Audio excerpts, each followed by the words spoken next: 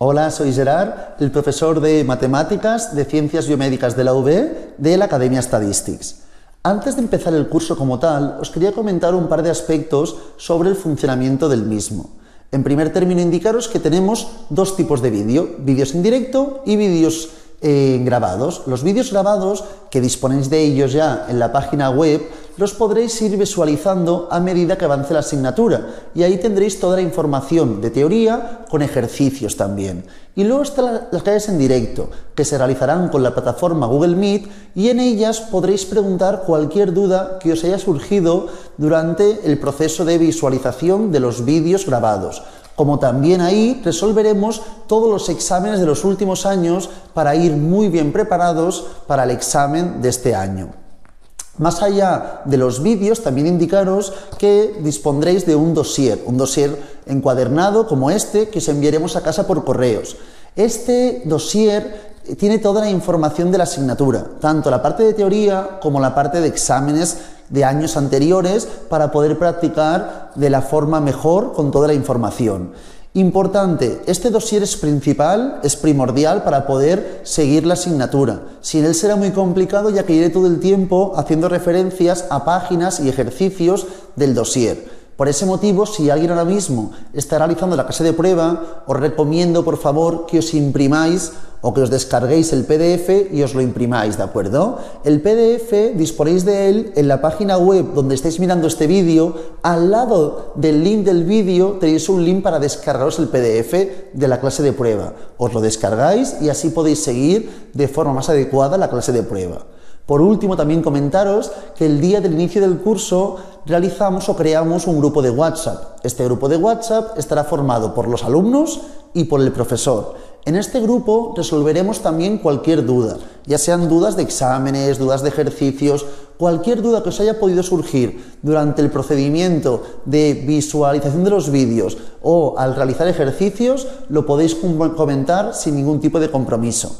Dispondréis tanto de los vídeos en directo como del grupo de WhatsApp para poder resolver todas vuestras dudas. Una vez dicho esto, también indicaros el dossier. Hoy haremos una clase introductoria, una clase de prueba donde haremos la introducción de la información. Para ello, básicamente, trabajaremos con el tema 1, que es la introducción al análisis en una variable y diversas, ¿de acuerdo? Trabajaremos la información de conceptos básicos matemáticos. El próximo día ya estudiaríamos límites y continuidad, centrándonos básicamente en la información correspondiente a los límites.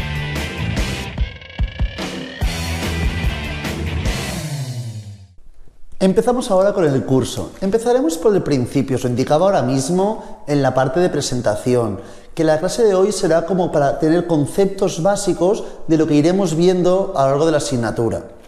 Básicamente lo que miraremos hoy será conceptos de matemáticas para poder luego realizar funciones y ejercicios más complicados, ya que esta primera parte de la asignatura básicamente da referencia al cálculo diferencial, la parte primordial, y a la representación de gráficas. Para ello es fundamental tener una base más o menos asentada. Entonces hoy el objetivo será asentar esta base, explicar dos conceptos básicos de funciones y después ya, para finalizar la clase, hacer un ejemplo muy sencillo de una función y su representación, que es lo que iremos viendo a lo largo de la asignatura, pero con ejemplos bastante más complejos de lo que hoy miraremos. Aún así, empezamos por el principio. Iremos viendo diferentes aspectos, repito, que son principales, primordiales, pero que en un primer término nos pueden parecer muy sencillos, pero es para recordar toda esa información. En primer término, indicaros las inecuaciones. Inecuaciones es igual que una ecuación, pero con el símbolo de la desigualdad, ¿de acuerdo? Mayor, menor, menor igual, mayor igual. Entonces, se resolvería igual que una ecuación, de la mismo modo, exceptuando que a veces el signo de la desigualdad puede cambiar. ¿Cuándo cambia el signo de la desigualdad? ¿De mayor a menor o de menor a mayor? En tres casos. En primer término, cambiaría cuando tengamos que un miembro negativo pasa al otro costado multiplicando o dividiendo. Un miembro negativo pasa al otro costado multiplicando o dividiendo. En este caso tenéis un ejemplo que os pone menos 3x menor a 14. En el supuesto que este menos 3 queremos que vaya al otro costado, evidentemente para despejar la x sería mayor a menos 14 entre 3, ¿de acuerdo? Es el cambio del signo, cambia el sentido de la desigualdad. Otro caso donde también cambia el sentido de la desigualdad es cuando tenemos dos miembros negativos y los elevamos a un número par. En este caso nos plantean menos 4x menor a menos 2. Ambos miembros son negativos. Si elevamos ambos miembros a un número par, sea cual sea, menos 4x elevado a 4 y menos 2 elevado a 2, por ejemplo, el mismo número, tiene que ser, quiere decir, si elevamos ambos al mismo número par, a 2, por ejemplo, entonces cambia también el sentido de la desigualdad. Y un tercer caso, donde también cambia el sentido de la desigualdad, es cuando tengamos dos miembros con el mismo signo, ya sea positivo o sea negativo, y elevamos ambos a menos 1, es decir, buscamos la inversa de ambos. Elevamos ambos a menos 1. Aquí tenemos el 2x, menor a 5. En ese caso, en el supuesto que elevemos ambos miembros a menos 1, cambiaría la desigualdad. ¿De acuerdo? Son los tres casos donde cambia el sentido de la desigualdad. En toda la otra información es igual que resolver una ecuación, ¿de acuerdo? Ahora tenéis aquí un ejemplo, el ejemplo 1, con los ejercicios A y B. El A es muy sencillo, os lo dejo hacer en casa. Si alguien tiene dudas me lo puede comentar por el WhatsApp o en la clase en directo. Haremos, por favor, el 1B ahora mismo. El 1B. Tampoco sea muy complejo, pero es un poco para introducirnos en materia. En el 1B, básicamente, tenemos la siguiente información. 7x² más 21x menos 28 menor a 0. Entonces, en este caso, ¿qué ocurre? Tenemos un polinomio y, si os fijáis, todos son múltiplos de 7. Puedo plantear x² más 3x menos 4 menor a 0. Entonces, en este caso, para resolver, tenemos un polinomio con el miembro mayor de segundo grado, ¿de acuerdo? Entonces, en este caso, la solución sería resolverlo como una ecuación, igualarlo a 0 y luego mirar en los diferentes puntos de nuestra distribución si se cumple esta desigualdad o no se cumple.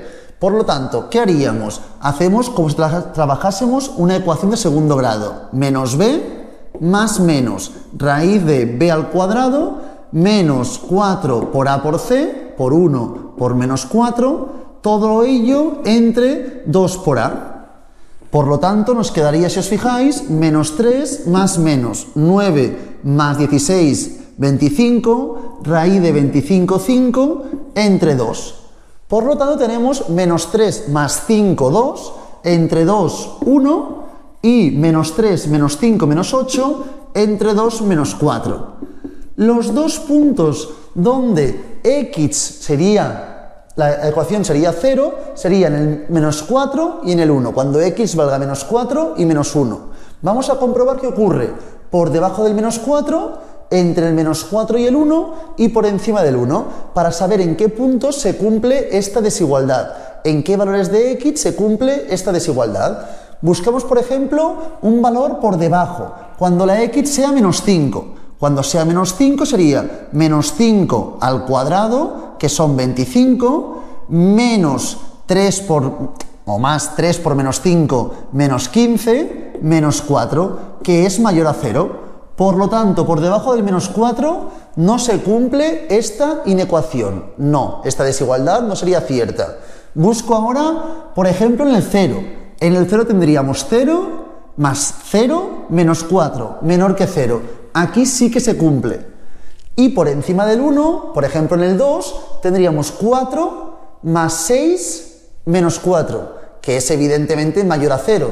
Tampoco se cumple. Esta inecuación se cumple siempre que la x pertenezca a un valor que vaya desde el menos 4 hasta el 1, sin incluir ninguno de los dos, ya que en el menos 4 y en el, menos 4 a 1, ya que del menos 4 al 1, en el menos 4 y en el 1 sería igual a 0, no menor a 0, ¿de acuerdo? Cualquier valor que x sea de menos 4 a 1 Cumple esta función sin incluir a ninguno de ellos. Esto para inecuaciones. Luego, ¿qué más tenemos? Otro concepto importante son el valor absoluto, que lo tenéis seguidamente. Y lo que me importa básicamente de aquí es lo siguiente. Cuando tenemos un miembro de una ecuación o una inecuación, en este caso, en valor absoluto, es un poco más complejo el ejercicio, tampoco mucho más, pero planteo la información para que todo el mundo lo recuerde ahora mismo. Mirad, aquí tenemos en este caso, lo plantean con A, tenemos cuando un miembro es menor o igual a A. Podría poner menor o igual o menor solamente. Aquí os pone menor o igual, ¿de acuerdo? ¿Cómo soluciono este ejercicio? Muy sencillo. Plantearíamos menos A menor o igual a X y X menor o igual a. Así es como solucionamos esta inecuación. Por un lado deberíamos resolver esta y por otro esta inecuación. La solución de ambas inecuaciones me daría el resultado que tendríamos que obtener, ¿de acuerdo? Si tuviese una inecuación donde uno de los miembros es valor absoluto y fuese mayor o igual a, aquí plantearíamos lo siguiente: menos a mayor o igual a x, y plantearíamos también a x mayor o igual a, ¿de acuerdo?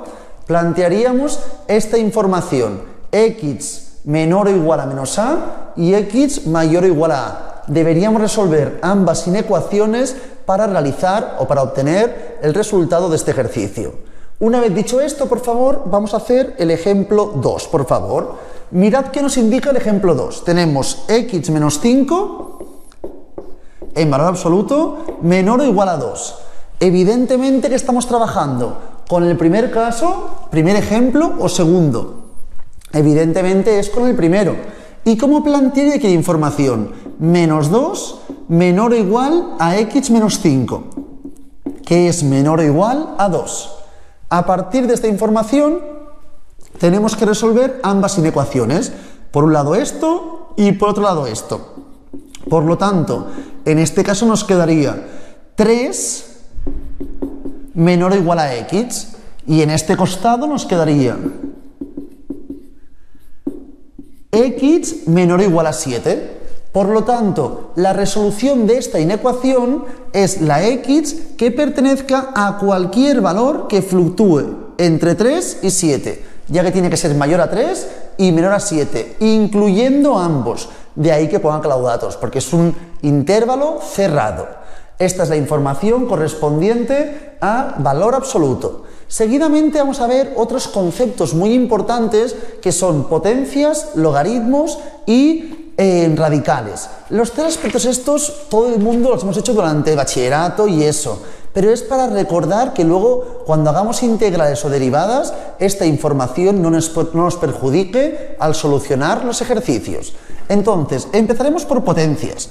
Potencias, explicaré la teoría, no haré ningún ejercicio porque es básicamente muy sencilla esta información y no nos puede llevar a mucha complicación, ¿de acuerdo? Repito, evidentemente, si alguien tiene alguna confusión, alguna duda me lo puede preguntar, pero esta información inicial será muy sencilla. Tenemos la información de la página 3, parte superior, ¿de acuerdo? Que nos habla de las potencias. Entonces, tenemos la siguiente información: a elevado a b por a elevado a c. Cuando hacemos esta multiplicación de exponentes, siempre se suman, igual que cuando hacemos la división, siempre se restan los exponentes, ¿de acuerdo? Solo se multiplicarían en el supuesto de que tuviese algo como esto. Si tenemos a elevado a b y todo ello elevado a c, ahí sí que multiplicaríamos exponentes: a elevado a b por c. ¿Qué más tenemos de información, por favor? Si elevamos cualquier número a 0, siempre el resultado que obtendríamos sería 1. Esta información será siempre igual. ¿Qué más tenéis, por favor? A elevado a menos b. Siempre que elevamos un número a un exponente negativo, es igual a poner 1 entre a elevado a b, sin el negativo. Por ejemplo, 3 elevado a menos 2 es igual a 1 entre 3 a la 2, y así progresivamente. Y luego también tenemos los exponentes, pueden representar a radicales, ¿verdad? Cuando tenemos el exponente, una división. Aquí os ponen, por ejemplo, a 1 entre b. Pongo, por ejemplo, 3 entre b, ¿de acuerdo? Entonces, aquí tendríamos que raíz, es un radical, de índice b, y el radicando sería a al cubo. Así es como representamos esta información, ¿de acuerdo? Si tuviésemos, por ejemplo, 3 elevado a 6 quintos, ¿qué me quedaría en este caso? Lo siguiente, mirad, raíz de índice, en este caso 5, 3 a la 6. ¿Y qué sabemos? Que 3 a la 6 es lo mismo de poner 3 a la 5 por 3. Por lo tanto, aquí nos quedaría 5 por 3 a la 5 por 3, ¿de acuerdo? En el radicando. Por lo tanto, esto es igual a plantear 3 a la 5 entre 5 por 3, un quinto, ¿verdad?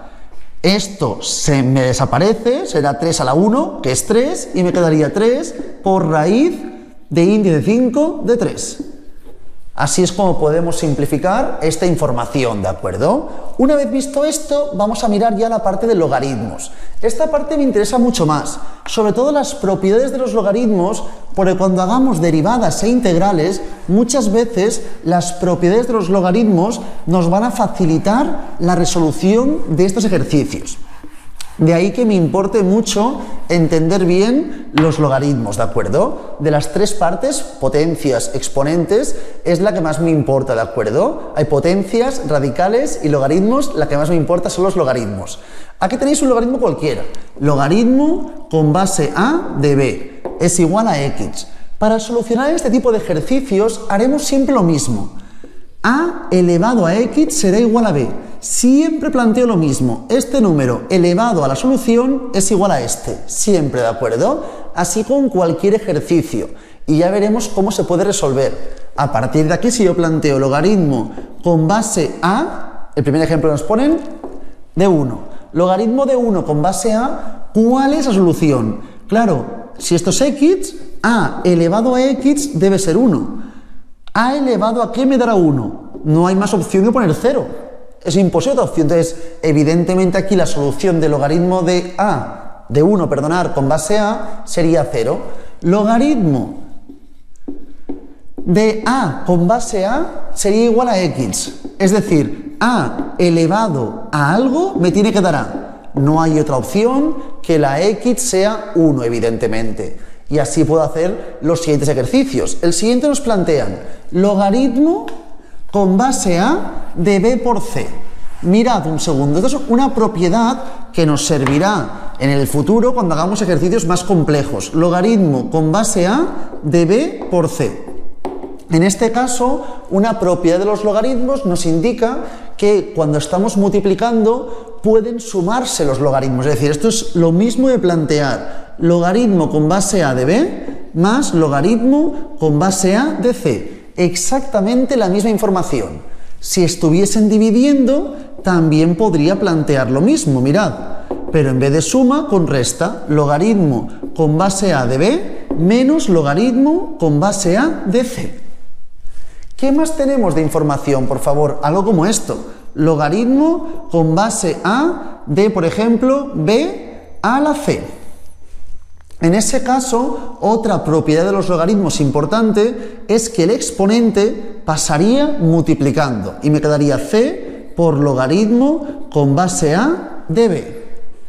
Me quedan dos más rápido por comentar. Comento estos dos y hacemos ejercicios.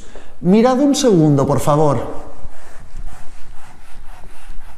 Tenemos el siguiente que corresponde a logaritmo con base a de raíz con índice c de b.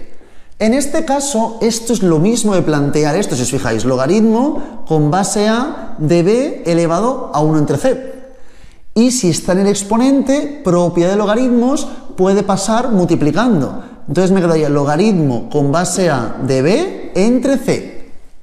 Y el último es un logaritmo que no tendrá solución a primera vista. Entonces tendríamos que trabajar con logaritmos neperianos. También un aspecto que puede ser fundamental en otras partes de la asignatura. Es el siguiente, logaritmo con base a de b. En este caso, si yo planteo a elevado a x, tiene que ser b. y no encuentro solución, como es en este caso, podemos trabajar con logaritmos neperianos o logaritmos con cualquier base. Logaritmo neperiano de a elevado a x es igual a logaritmo neperiano de b. Y a partir de aquí, ¿qué plantearíamos? Esto puede pasar multiplicando, x por logaritmo neperiano de a es igual al neperiano de b. Finalmente nos quedaría esto como la solución del ejercicio.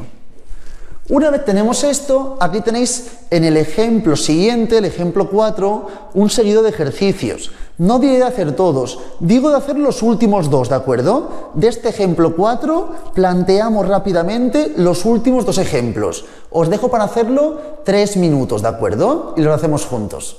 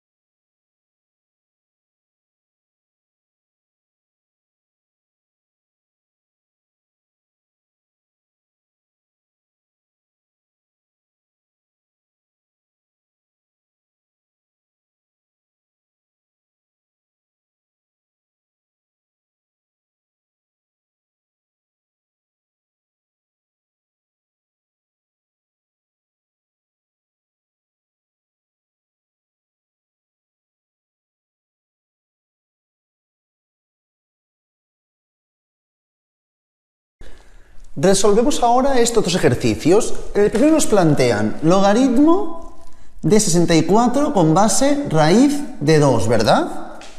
Raíz de 2, sí. Perfecto. Tenemos esta información. Esto es igual a x, ¿de acuerdo? En este caso. Por lo tanto, ¿cómo planteamos esta solución? De la siguiente forma. Plantearíamos raíz de 2, todo ello elevado a x es igual a 64.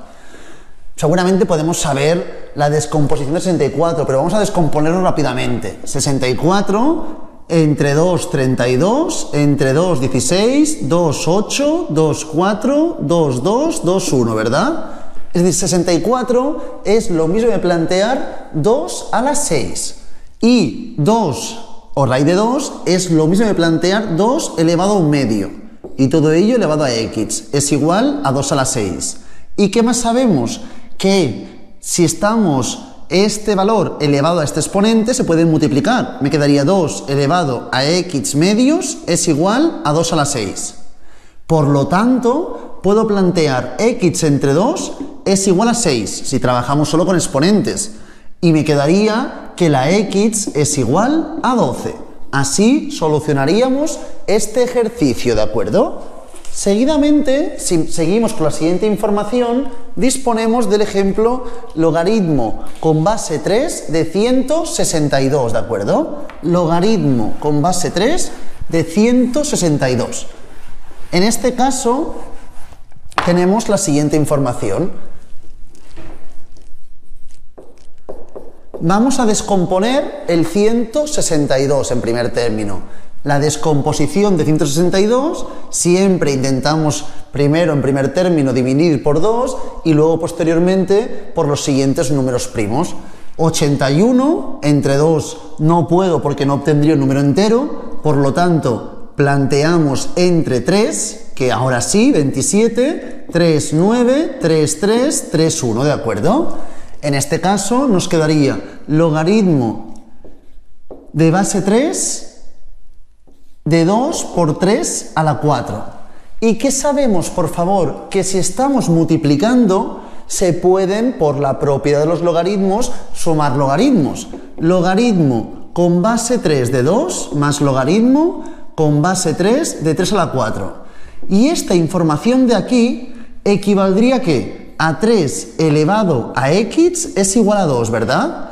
Por lo tanto, logaritmo neperiano de 3 a la x es igual a logaritmo neperiano de 2. Esto pasa multiplicando y me quedaría que la x es logaritmo neperiano de 2 entre logaritmo neperiano de 3. Esto equivaldría a esta parte del sumando. El otro sumando correspondería a 3 elevado a x es igual a 3 a la 4. No hay duda. X es igual a 4. Por lo tanto, la solución de este ejercicio sería 4 más logaritmo neperiano de 2 entre logaritmo neperiano de 3. Así solucionaríamos este ejercicio.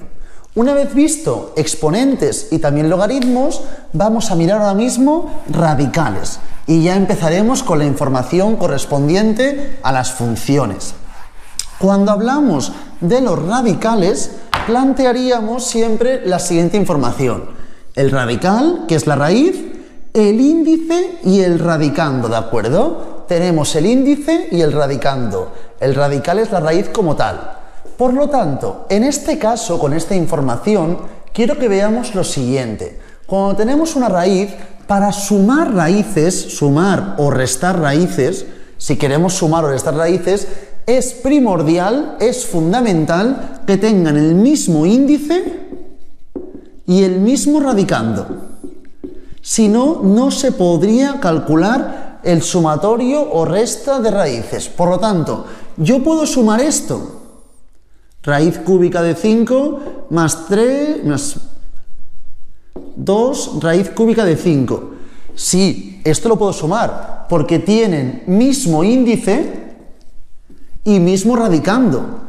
Pero, por ejemplo, si miráis en la página 4 del dossier, el ejemplo 5, si os fijáis, no podríamos realizar ni un ejemplo ni el otro. El primero no podríamos porque tienen distinto índice y el segundo no podríamos porque tienen distinto radicando. En cambio, sí que podemos realizar multiplicaciones siempre y cuando tengan el mismo índice. Cuando hablamos de multiplicaciones, solo requerimos que tengan el mismo índice y ya está. Y si fuese distinto índice, tenéis que saber, evidentemente, que se puede buscar mínimo común denominador y, a partir de trabajar con exponentes, buscar el mismo índice. Para resolver esto, por favor, quiero que hagáis también del ejemplo 6 los últimos dos ejercicios. Para no perder mucho tiempo, últimos dos ejercicios, por favor, del ejemplo 6.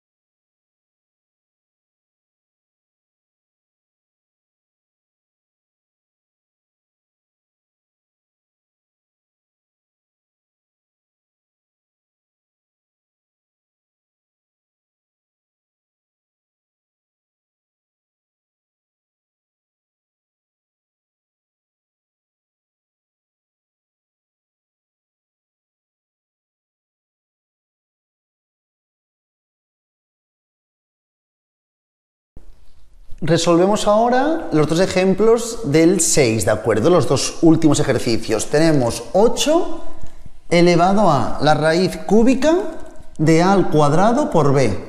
Y todo ello multiplicado por 4 por la raíz cuadrada de a por b al cubo. En este caso, aunque haya paréntesis, como todo se está multiplicando, al final no tendrán prioridad y me dará toda la misma información, ¿de acuerdo? Entonces, en este caso, puedo empezar multiplicando si quiero ya. Todo esto, 8 por 4 es 32, multiplicado por A, en este caso, 2 tercios, ¿verdad? Multiplicado por B, 1 tercio. Todo ello multiplicado por A, 1 medio, multiplicado por B, 3 medios. Claro, en este caso tenemos que esta multiplicación en primer término pensaríamos que no puede realizarse debido a que tiene distinto índice, como aquí estamos viendo, entre 3 y entre 2. ¿Pero qué podemos buscar? Podemos buscar mínimo común denominador y conseguir que el índice sea el mismo en ambos radicales. ¿Y cómo lo hacemos esto? Pues repito, buscando mínimo común denominador. Mirad, 3 y 2, mínimo común denominador 6, ¿verdad? Por lo tanto me quedaría A elevado en este caso a 4 sextos por B elevado en este caso a 2 sextos por A elevado a 3 sextos por B elevado a 9 sextos. Así es como me quedaría la información. Ahora todo tiene índice 6, si os fijáis. Me quedaría lo siguiente, 32 raíz con índice 6 de A a la 4 por B a la 2 por A a la 3 por B a la 9. Que esto evidentemente corresponde a plantear 32 con raíz de índice 6 a 4 por A a 3 a la 7. B a la 2 por B a la 9, B a la 11. Que sería lo mismo esto de aquí, si recordamos, es equivalente a poner A a la 6 por A. Y esto, B a la 6 por B a la 5. El A a la 6 y el B a la 6 pueden salir fuera. Me quedaría 32 por A por B por raíz de índice 6 de A por B a la 5. Esta sería la solución de nuestro ejercicio. También puedo hacer el siguiente.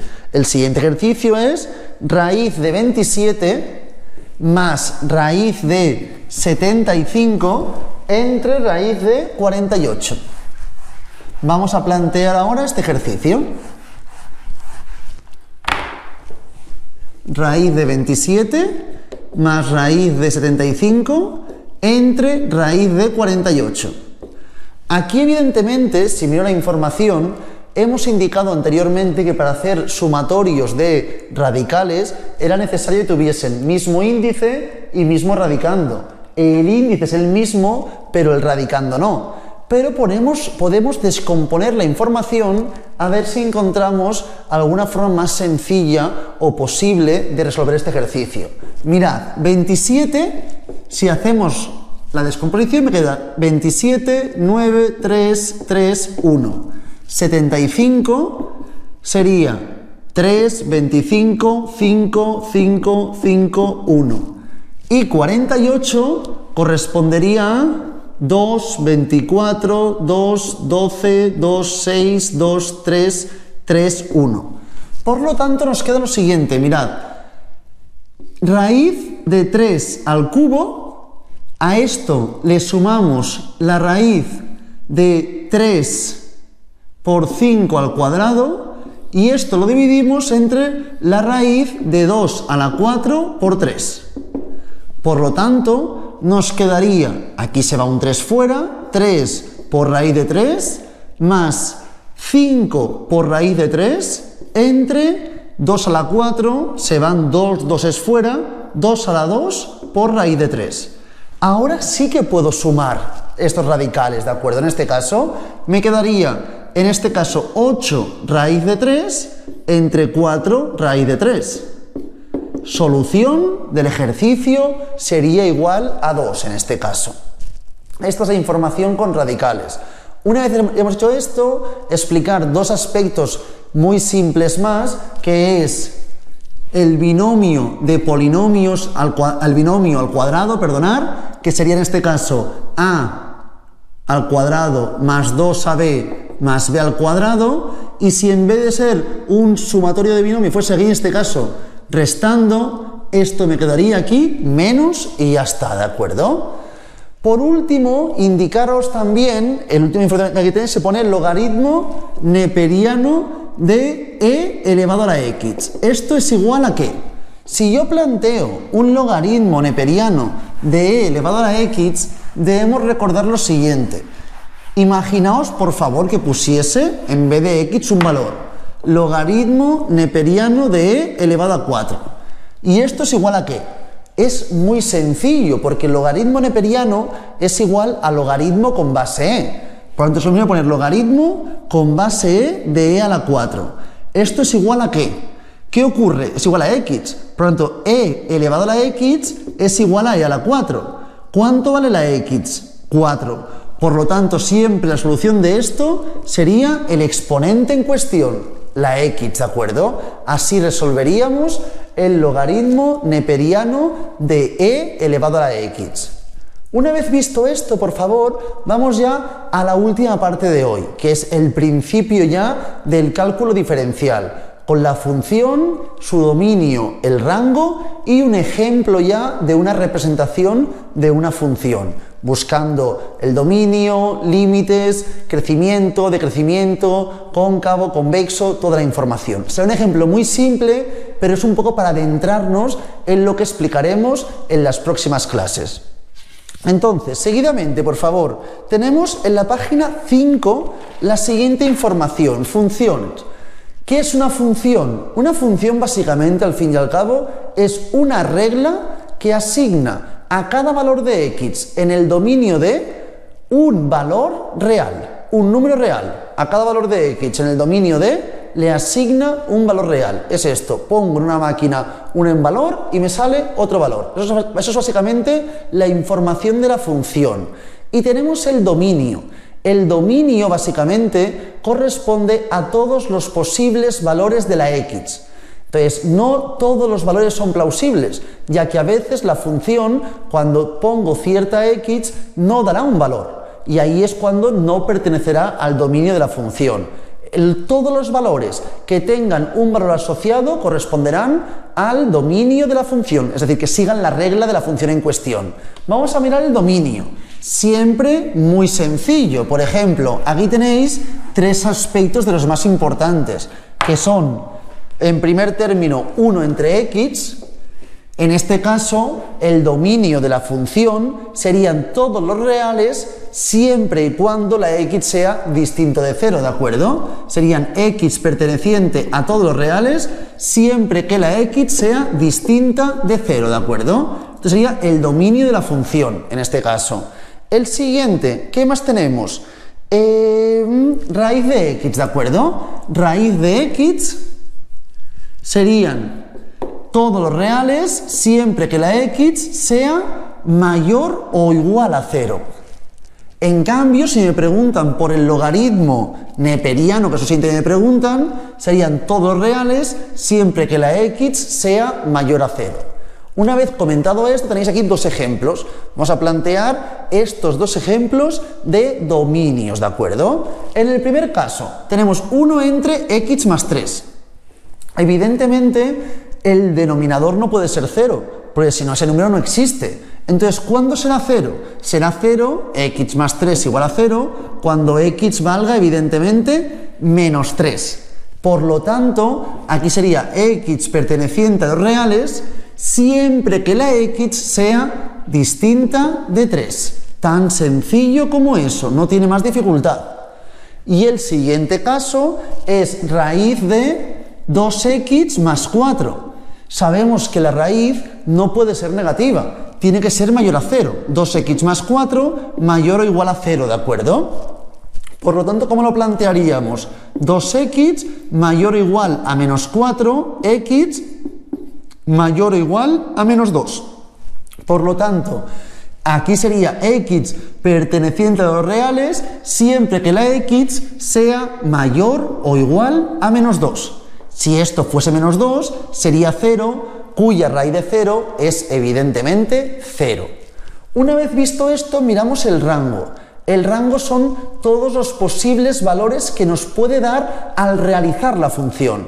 Es decir, la regla que asigna los valores. ¿Qué valores puede asignar? Evidentemente, si trabajamos con una raíz, todos los valores que obtendremos serán siempre positivos o cero, ¿de acuerdo? Es decir, nunca negativos.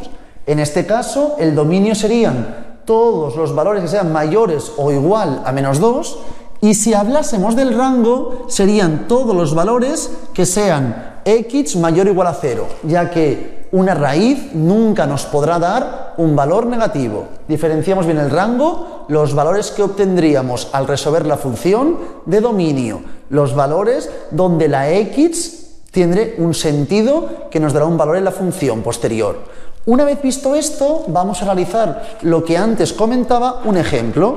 Lo podemos ver en la página 6. Vamos a hacer una representación gráfica con las diferentes partes que iríamos analizando en un ejemplo. Repito, será un ejemplo muy sencillo, muy introductorio, pero es un poco para entender cuáles son las vertientes que estudiaríamos en el planteamiento de una función. Mirad, en primer término, aquí estudiamos siempre, en primer término, el dominio, ¿de acuerdo?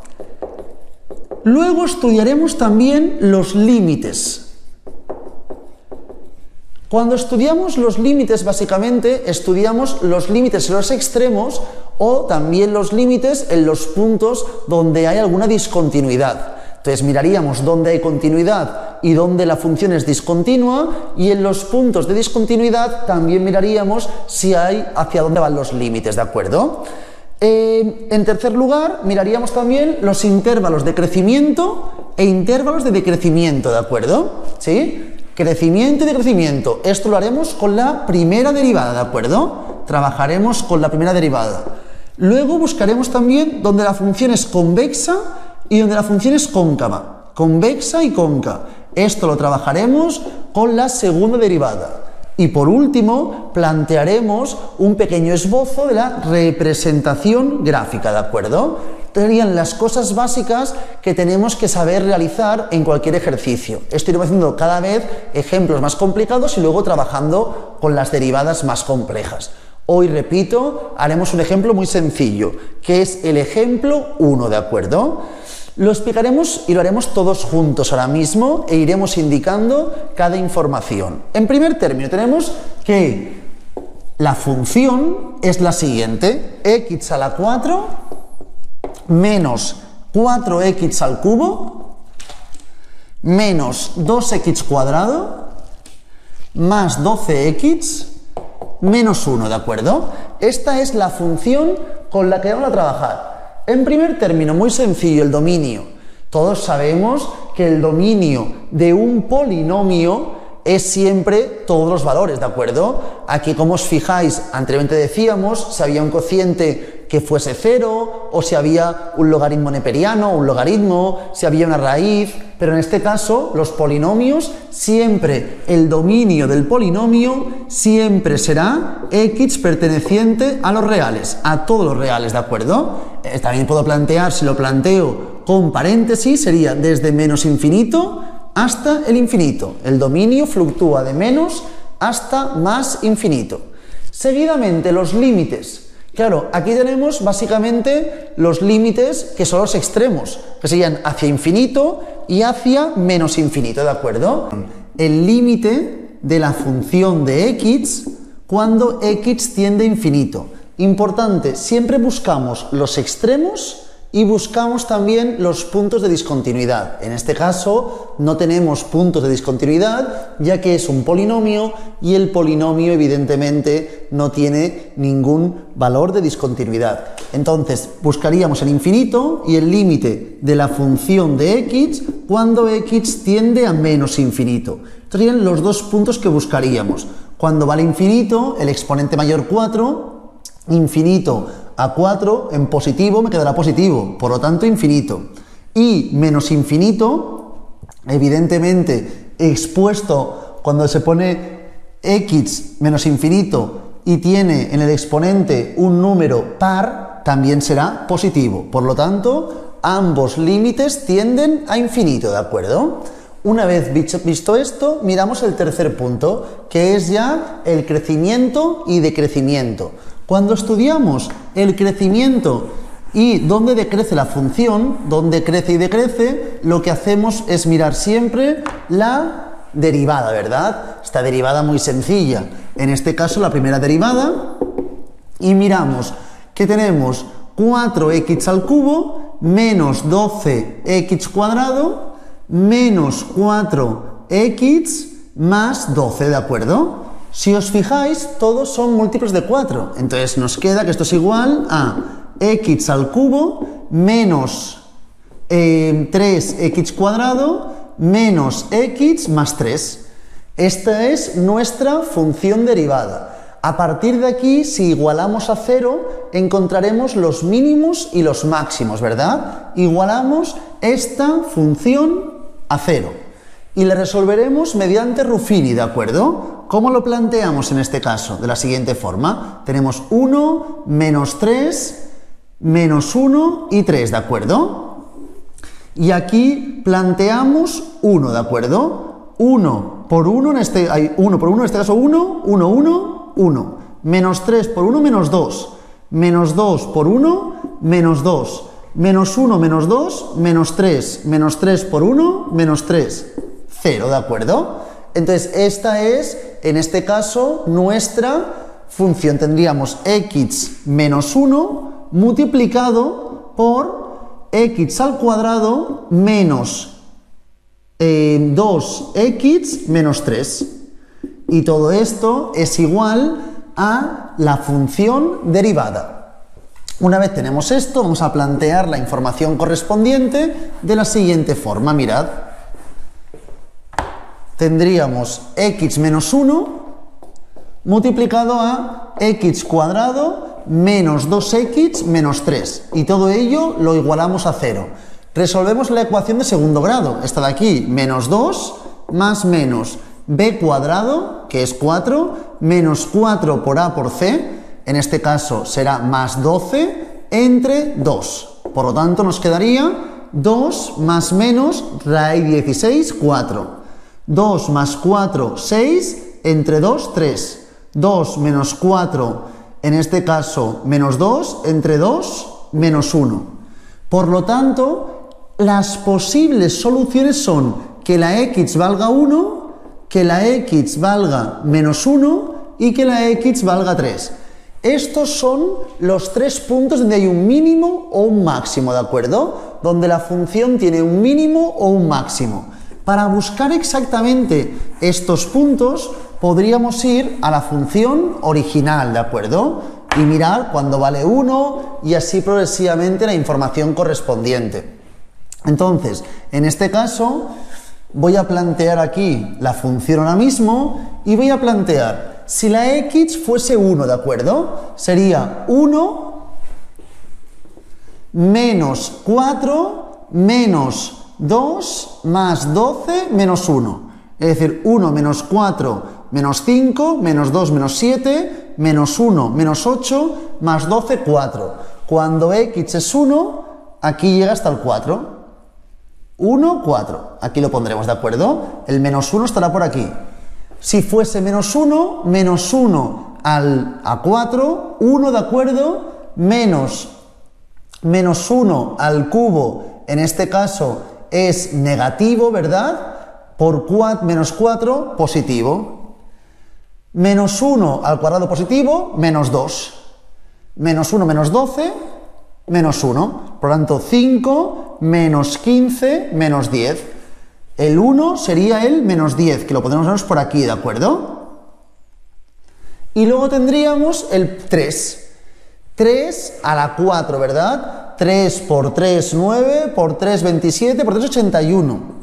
81 menos 3 por 3, 9, por 3, 27. 27 por 4, 54, 108.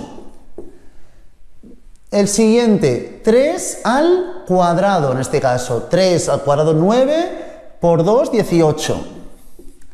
Y 3 por 12, 36. Menos 1, ¿de acuerdo? Entonces tenemos 108 menos 18, que serían en este caso 126. Menos 1, menos 127.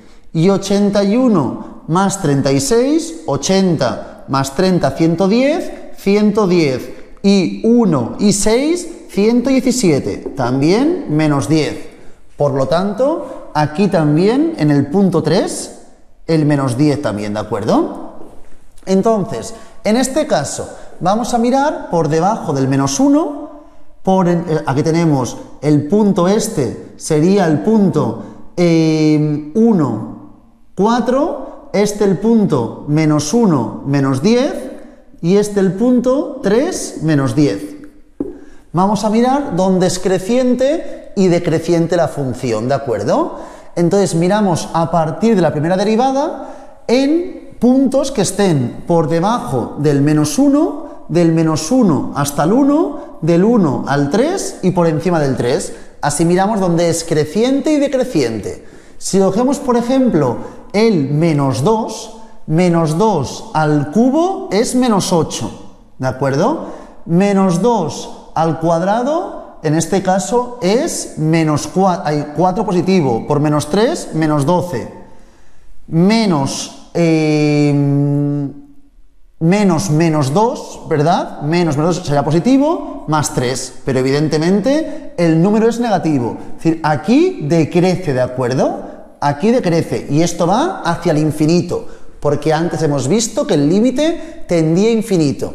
Desde el menos 1, menos 10 hasta el 1, 4, por ejemplo, en el 0, ¿qué ocurriría? 0, 0, 0, positivo. Es decir, es creciente. De aquí a aquí es creciente, ¿de acuerdo? ¿Sí?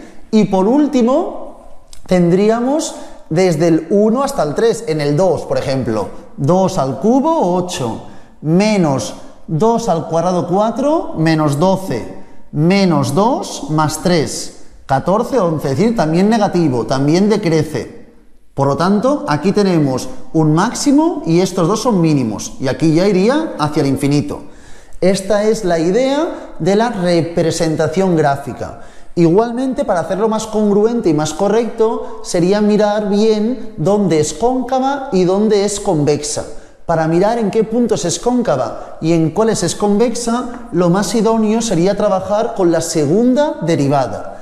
¿Cómo plantearíamos la segunda derivada? De la siguiente forma, mirad, plantearíamos la segunda derivada de esta información, que nos quedaría, me es indistinto, puedo trabajar con esta o con esta. Ahora voy a trabajar, por ejemplo, con esta información ya.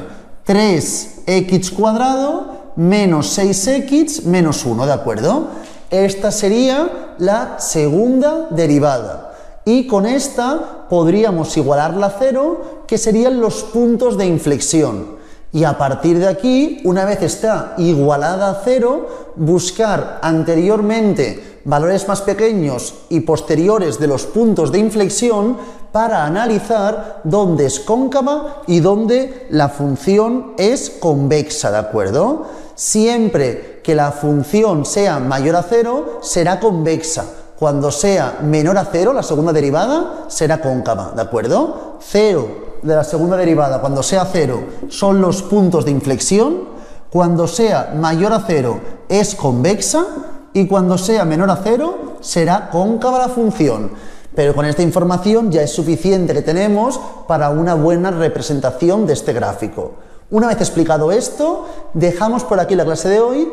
Espero que os haya servido. Cualquier duda que tengáis, podéis mirar, por favor, las clases, repetirlas, o también preguntarme vía WhatsApp o en la clase en directo. Nada, y mucha suerte.